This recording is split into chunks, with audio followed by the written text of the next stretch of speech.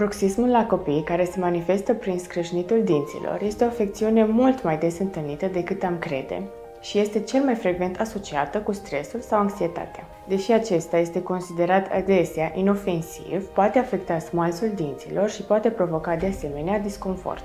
Un diagnostic corect și un tratament prompt pot preveni complicațiile ulterioare și pot asigura de asemenea sănătatea dentară pe termen lung.